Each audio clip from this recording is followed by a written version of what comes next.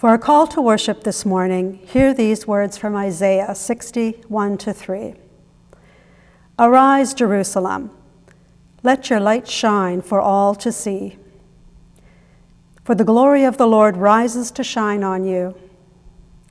Darkness as black as night covers all the nations of the earth.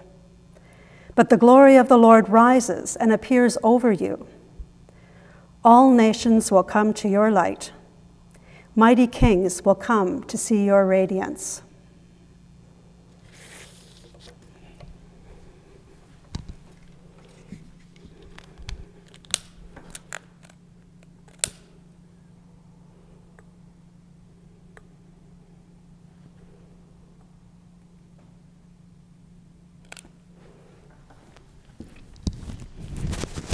Nope.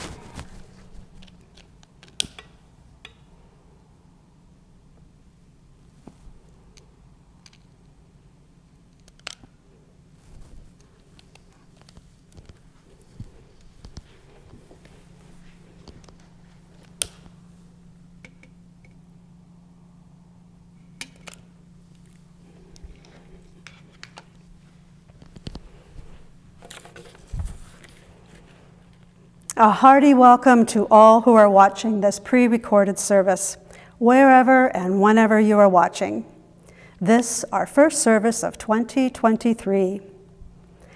You have likely been spending the last 24 hours remembering and reminiscing over the year that has just passed. It may have been a year of great milestones reached, great memories made, or it may have been a year full of challenges. Or for some, maybe heartbreak, or maybe a bit of both. Whatever your journey may have been, you are likely looking forward to and wondering what 2023 has in store for you. This morning, we will look at the journey of the wise men.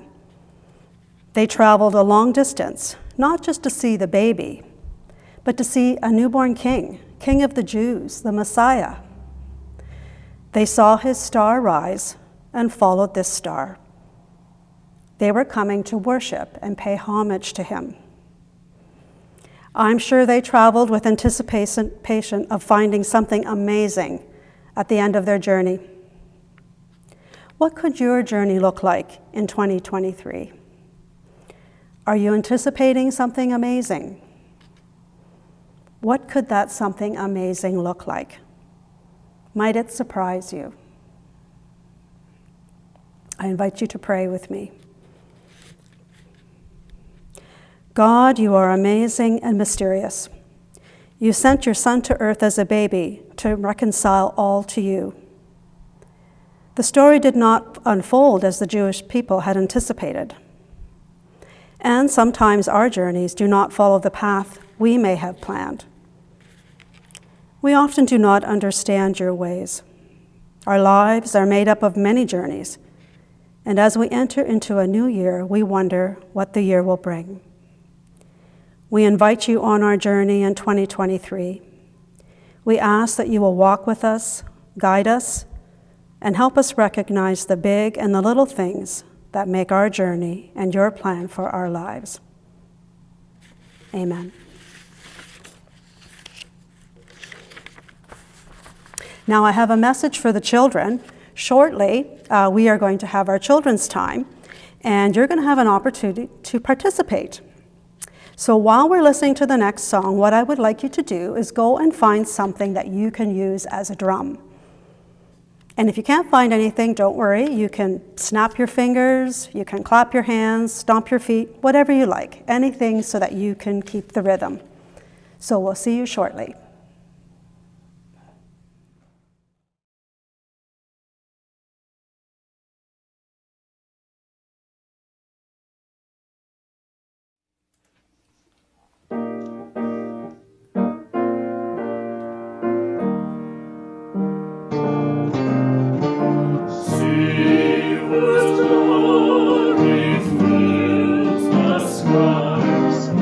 Jesus, the light of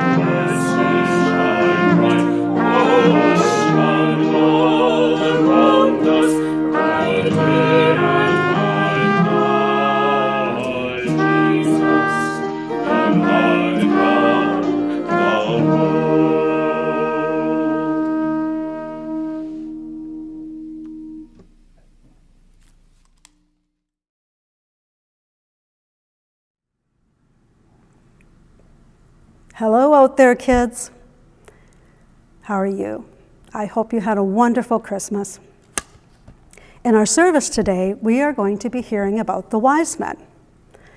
The wise men had heard about Jesus. They actually saw a star rise when he was born, and they knew he was special, and they were going to go find him. So we're going to hear a little more about the wise men later in the service. But in our children's time today, we're going to hear a story about a little boy. And he heard about Jesus too, and he wanted to see him as well. In fact, I imagine there were probably a lot of people that heard about Jesus and wanted to go see him. I wonder if they brought gifts. I know that the wise men they are going to bring gifts. Do you know, in our story today, it's called The Little Drummer Boy. He was very poor, and he was a little concerned that he didn't have a gift. I wonder what happens. Let's hear what happens in our story. Now, one thing I do want you to be ready for, and that is after each line in the story, there is a little section that goes pa-rum-pa-pum-pum. And I asked you earlier to go and get something you could use as a drum. And when I get to that rum-pa-pum-pum part in the story, I want you to help me out and use your drum. So let's hear the story.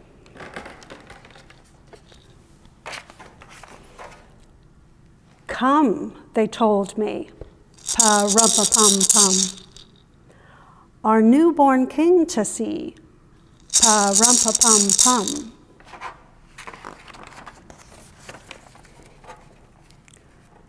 Our finest gifts to bring, pa-rum-pa-pum-pum, to lay before the king, pa-rum-pa-pum-pum.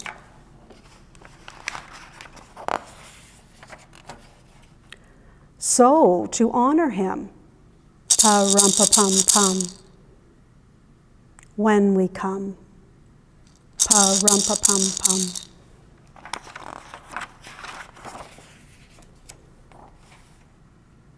Baby Jesus, pa-rum-pa-pum-pum. I am a poor boy too, pa-rum-pa-pum-pum. I have no gift to bring, pa-rum-pa-pum-pum, that's fit to give a king. Pa-rum-pa-pum-pum, rum-pa-pum-pum, rum-pa-pum-pum.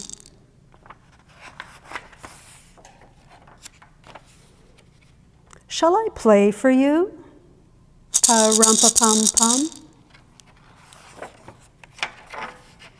On my drum?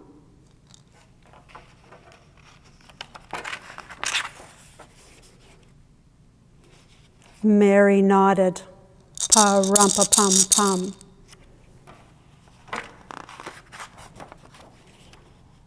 The ox and the lamb kept time. Pa-rum-pa-pum-pum. I played my drum for him. Pa-rum-pa-pum-pum.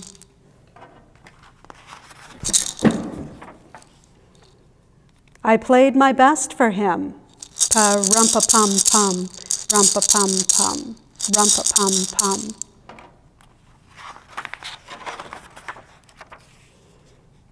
Then he smiled at me. Pa-rum-pa-pum-pum. Me and my drum.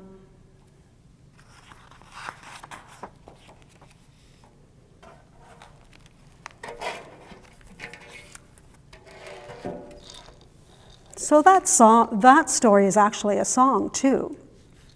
It's a really neat song. Isn't that a great story? I wonder what we can learn from that story. The little drummer boy didn't think he had much to offer, but actually he did. I wonder if it tells us that all of our gifts are important and God is happy with all of our gifts as long as they come from the heart. I wonder if you can think about this coming year, what kind of gifts you have to offer everyone around you. And I hope you have a wonderful Christmas holiday. And just following this story, we're going to hear the song sung, The Little Drummer Boy. So let's listen to that. Thank you for listening.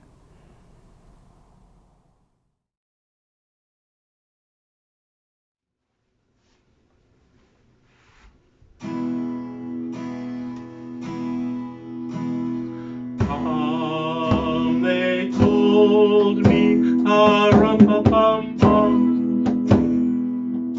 our newborn king to see, rum-pa-pum-pum. Our finest gifts we bring, rum-pa-pum-pum, to lay before the king, rum-pa-pum-pum, rum-pa-pum-pum, rum-pa-pum-pum. So to honor him, rum-pa-pum-pum, when we come, little baby, rum-pa-pum-pum, I am a poor boy too, rum-pa-pum-pum. I have no gift to bring, rum-pa-pum-pum, to lay before the king, rum-pa-pum-pum, rum-pa-pum-pum, rum-pa-pum-pum. Shall I play for you, rum-pa-pum-pum, on my drum? Very nodded, rum-pa-pum-pum. The ox and lamb kept time, rum-pa-pum-pum. I played my drums for him, rum-pa-pum-pum. I played my best for him, rum-pa-pum-pum, rum-pa-pum-pum, rum-pa-pum-pum. Then he smiled at me, rum-pa-pum-pum, me and my drum, me and my drum, me and my drum.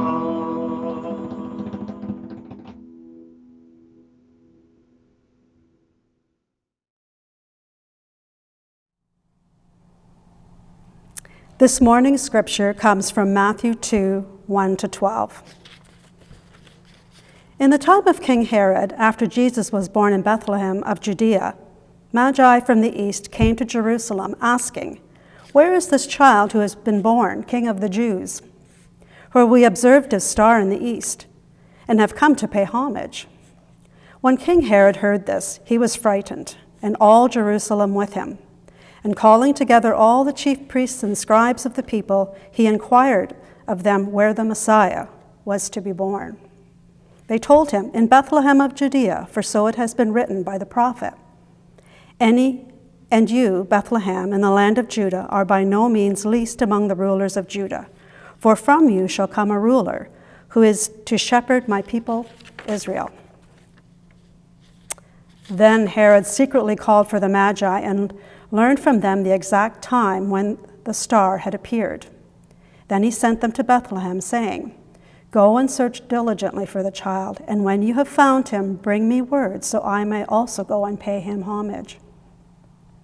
When they had heard the king, they set out, and there ahead of them went the star that they had seen in the east, until it stopped over the place where the child was. When they saw the star had stopped, they were overwhelmed with joy. On entering the house, they saw the child with Mary, his mother, and they knelt down and paid him homage. Then, opening their treasure chests, they offered him gifts of gold, frankincense, and myrrh. And having been warned in a dream not to return to Herod, they left for their own country by another road.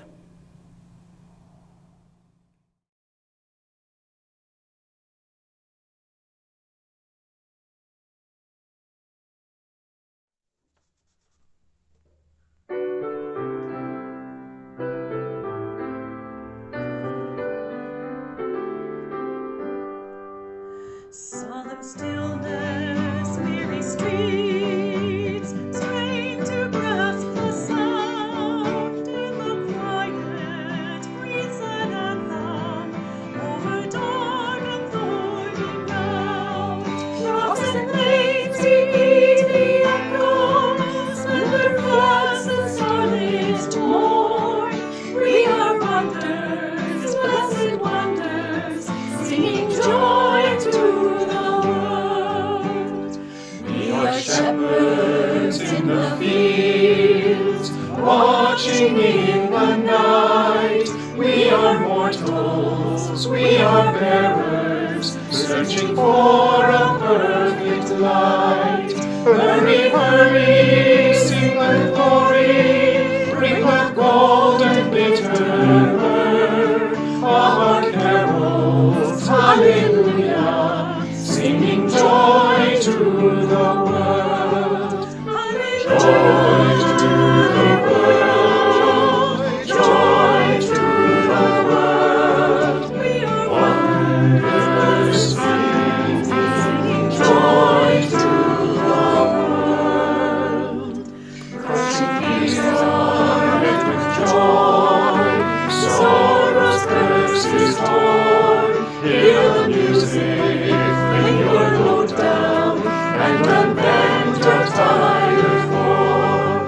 These bright hours circle round us, let the gentle wings unfurl. Swift and sweetly down the roadside, singing joy to the world. Hallelujah! Joy to the world, joy to the world. Swift and sweetly, joy to the world.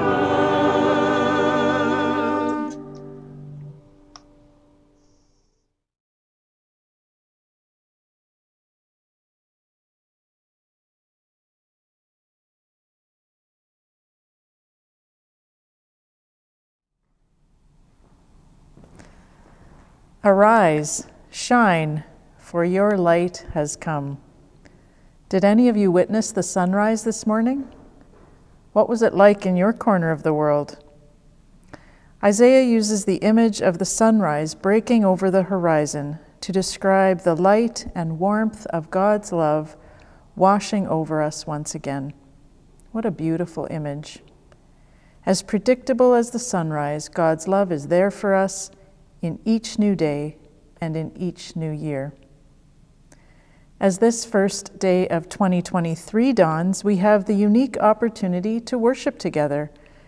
In some ways, January 1st is just another ordinary day, but in other ways, it's a significant marker in time, the threshold between the old year and the new year, and a chance to take stock of where we are.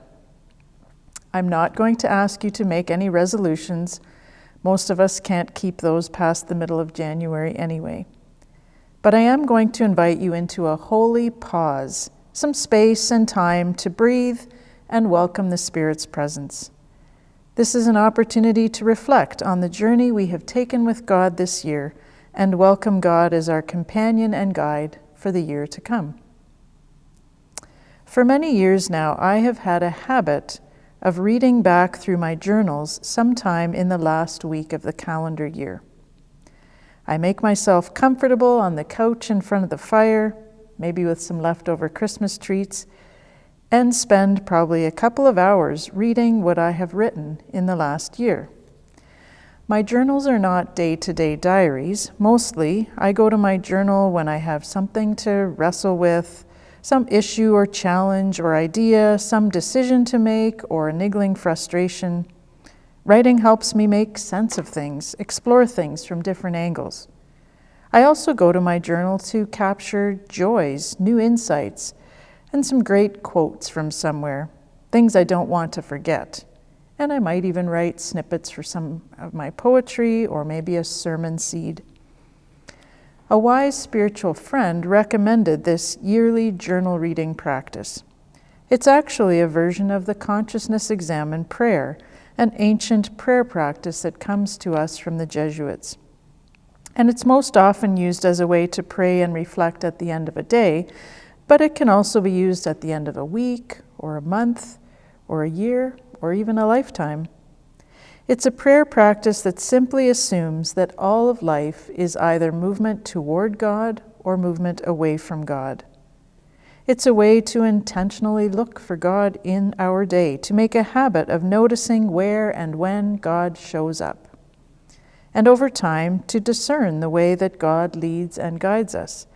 It's also a way to notice when and how we have felt distanced from God and explore why that may have happened.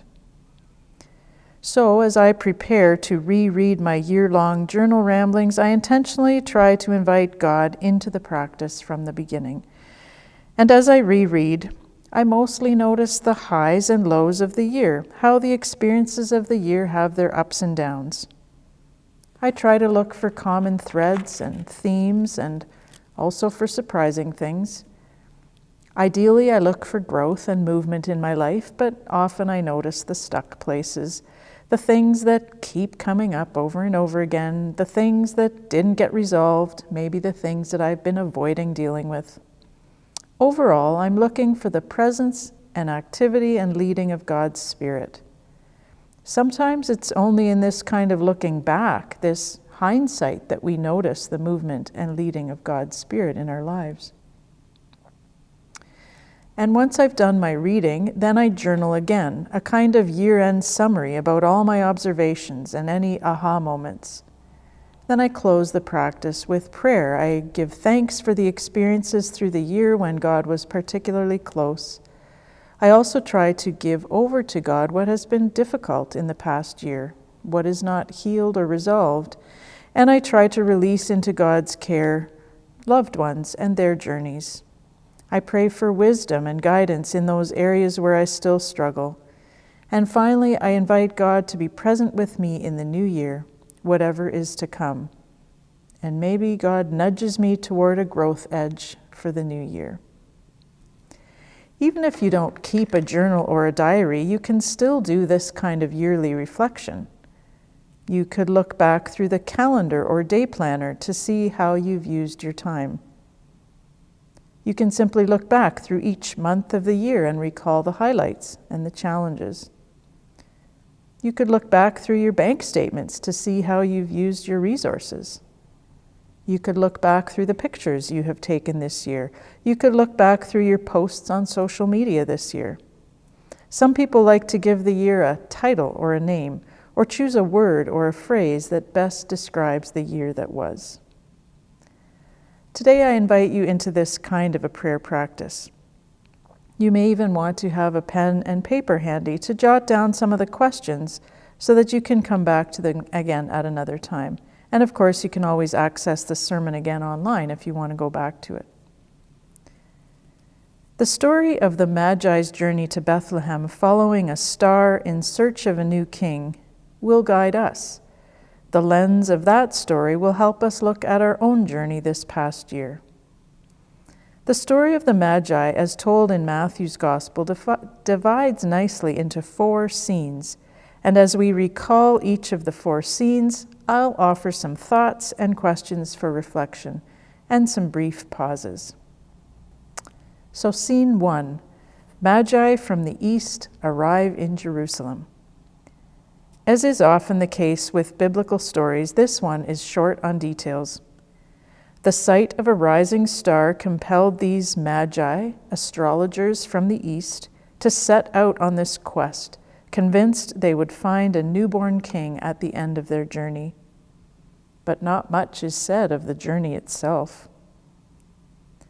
The Magi seem to sense that their quest will take them beyond the borders and boundaries of their ordinary lives. Following a star, they risk what must have been a long and difficult journey. We can only imagine the scenes: crossing the desert, shortage of water, sandstorms. What kept them going? This part of the story taps into our longings and desires. When 2022 dawned last year, what were you hoping for? Some people set out goals for themselves each year, lists of what they want to take care of and accomplish that year. Self-improvement and fitness goals, travel plans, home renovations, work goals, outdoor projects, books to read, shows to watch. What did we set out to accomplish last year? How did that go?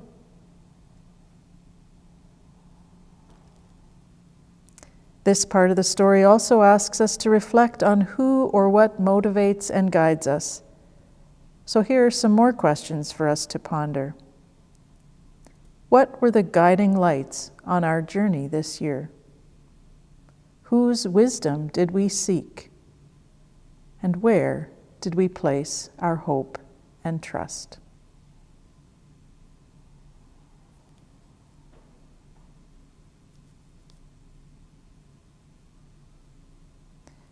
When the Magi finally arrive in Jerusalem, they're open to the awe and wonder of the experience, ready to tell the tale of following a star, their assumptions that it signals the birth of a king, ready with their worship and their gifts. What moments of awe and wonder did we experience this past year?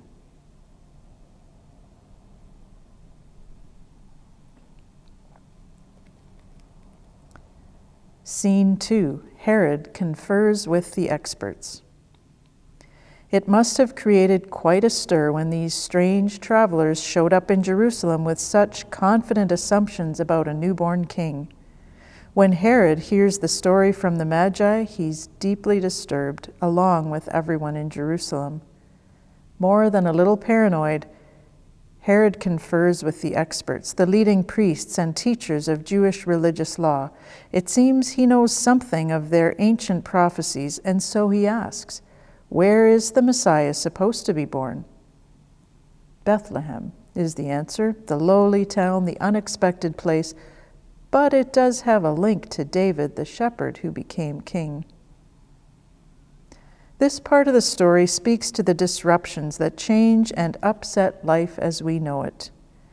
Disruptions can be positive or negative depending on our perspective. They can be planned or happen when we don't even have a chance to see them coming. For Herod, who was already a paranoid leader, the disruption of the Magi's visit brings fear. For him, this feels like a threat. Other characters in the Christmas narrative handle the disruptions differently. When you look back over this past year, what has disrupted or upset the balance of your life? What unlikely or unexpected things have unfolded? And how have you responded to the disruption?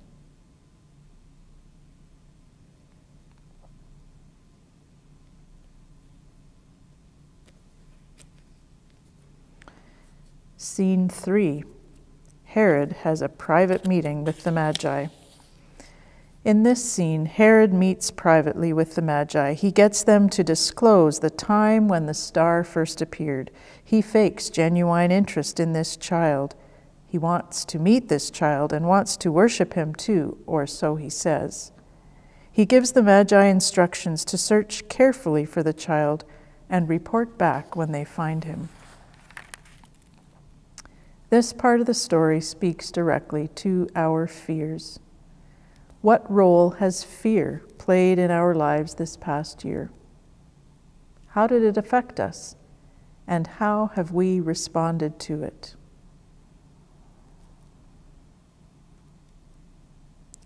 You may recall that back on Third Advent, Kevin talked about fear and all the characters in the Christmas story who are told to fear not.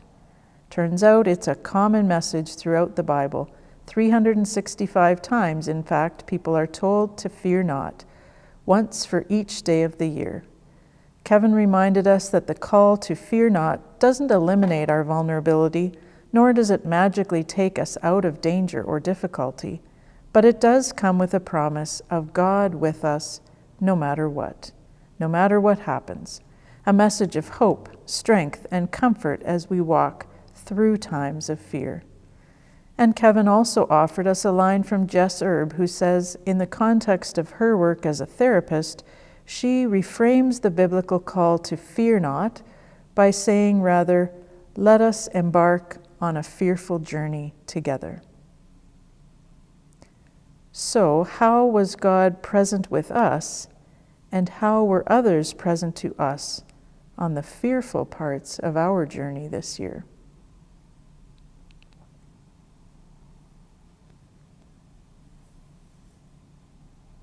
Scene 4. The Magi find the child.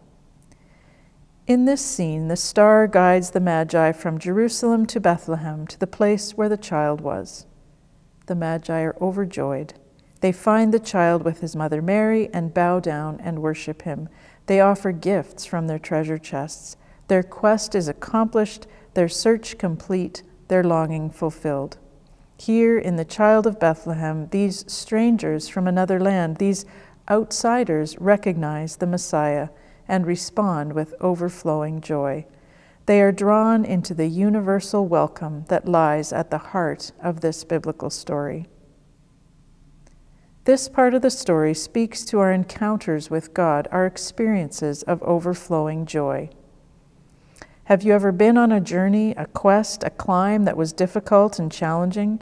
It had unforeseen obstacles, detours, and countless frustrations, but in the end was absolutely worth the effort?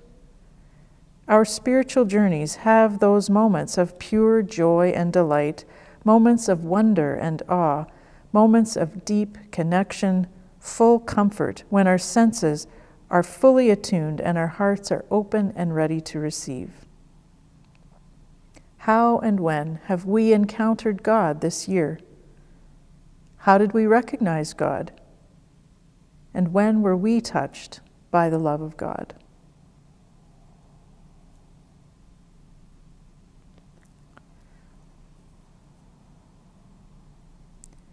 We often make note of the fact that, having been warned by God in a dream not to return to Herod, the Magi returned home by another route. This single line at the end of the story suggests that the Magi were changed by their encounter with Jesus. How have our encounters with God changed us this year? And how will our journey going forward be different because of that experience?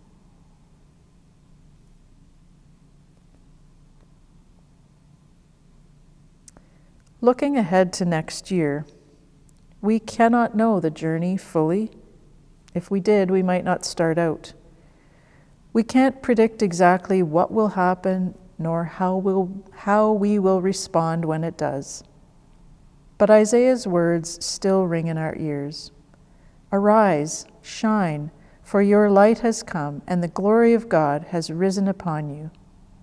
For darkness shall cover the earth, and thick darkness the peoples. But God will arise upon you, and God's glory will appear over you.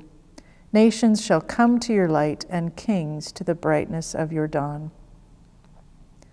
The light of God's love breaks over the horizon of this new year, washing over us once again. We are bathed in its warmth, guided by its light, comforted by its steady, predictable presence. And when the warmth of that light fills us, we can look forward to the future with hope and offer warmth and light to those we encounter along the way. Happy New Year.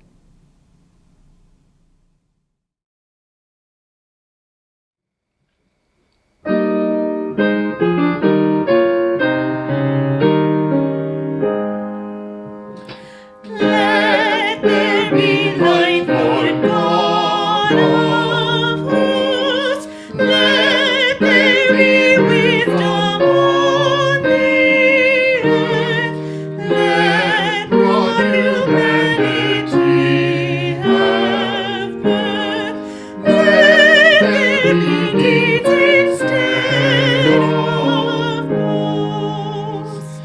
Give us the peace of vision clear, to see each other's good, our own, to joy and suffer not unknown, for love that casts aside all fear.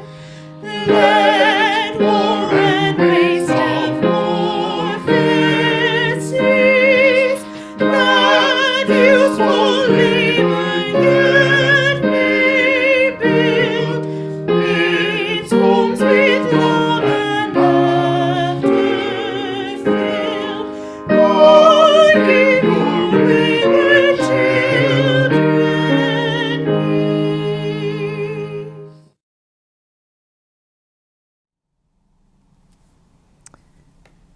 I invite you to join me for the congregational prayer. Loving God, as we gather on this first day of the new year, thank you for the gifts of this past year, for the beauty and the bounty of this good earth, for moments of awe and wonder, joy and delight, for the surprises that took our breath away, for times of deep and meaningful connection, for the times we received comfort and mercy. Help us to be generous and gracious with the gifts we have to share, and ready with open and welcoming hearts to those who need hospitality and friendship. As we gather on this first day of the new year, thank you for your presence with us in difficult times, for the times when you met us in our places of fear and uncertainty, for the moments when you guided us through rough and uncharted waters, for your steady presence when everything else seemed to be falling apart around us. Help us to give over into your care those things we need help to carry, and help us to notice and respond to others who are struggling along the way. As we gather on this first day of the new year, we look ahead to the journey that is to come. We humbly ask for the things we need: food on the table, clean water to drink, comfortable homes, health, peace, and safety. For the exciting opportunities and celebrations to come this year, be with us in our joy. For those things we fear, give us strength and courage. For those things we cannot see, for which we are unprepared, the unwanted surprises, be near to us, we pray. As we gather on this first day of the new year, help us to be present, awake, aware, tuned in to the gifts of each day as it comes, ready to pay attention when you show up. Inspire us as we seek to follow the path of Jesus and walk in the light of your love. Amen.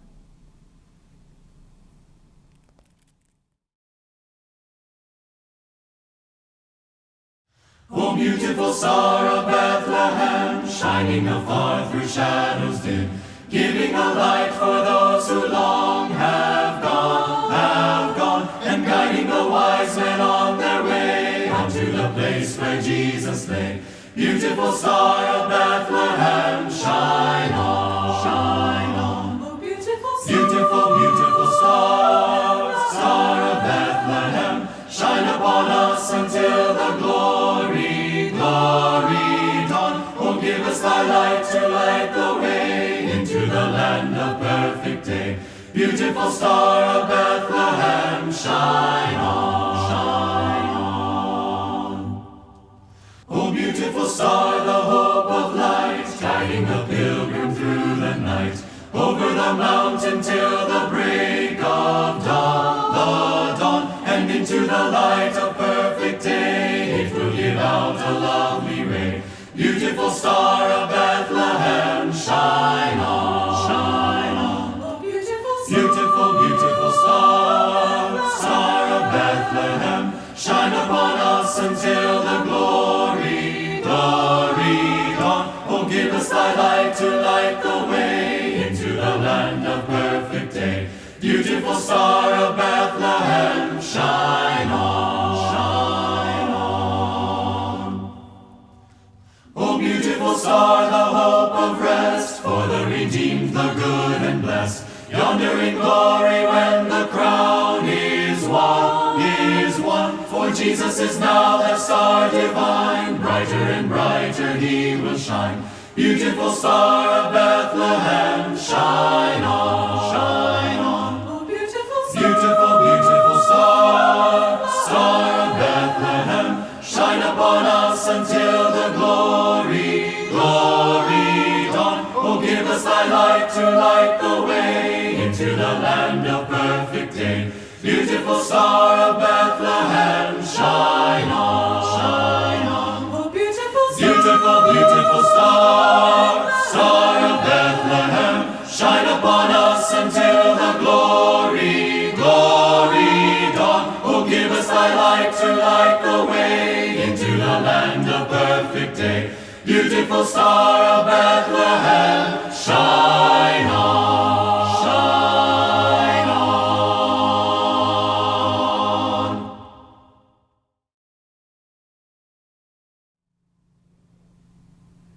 For a benediction, please hear these words from a song we sang earlier in the service.